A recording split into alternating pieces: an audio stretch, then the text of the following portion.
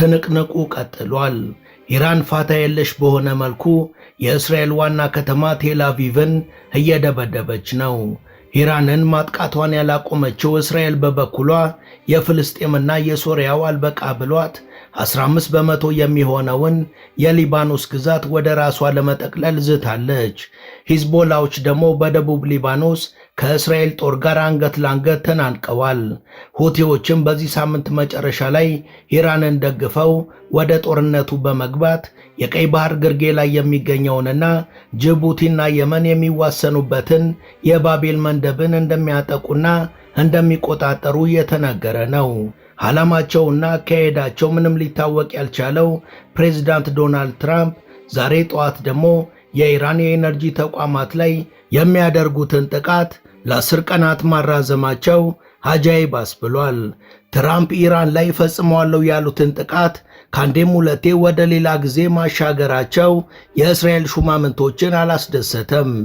ይህ ክስተትም በአሜሪካና በእስራኤል መካከል የተፈጠረው ክፍተት የበለጠ እየሰፋ እንደሆነ የሚያሳይ ነው ተብሏል። የእስራኤል ጦር ብርጋዴር ጀነራል ዴፍሪን የኢራን አመራሮችን መግደላችንን አጠናክረን እንቀጥላለን ብለዋል።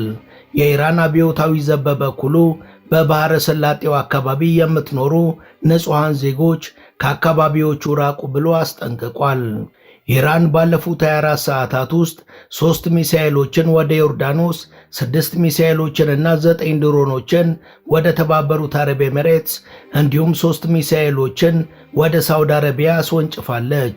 እነዚህ የባሕረ ሰላጤው ሀገራት ምንም እንኳን ገንዘብ የተረፋቸው ሀብታም ቢሆኑም ነገሮች በዚሁ ከቀጠሉ ግን ከፍተኛ የምግብ እጥረት ሊገጥማቸው ይችላል ተብሏል። የሆርሙዝ ሰርጥ ጉዳይም የዓለም ሀገራት ራስ ምታት መሆኑን ቀጥሏል። ኢኮኖሚዋ በእጅጉ የተቃወሰባት ስሪላንካ እንደ ሀገር ያላት ሕልውና በቅርቡ ሊያከትም ይችላል ተብሎ ተሰግቷል።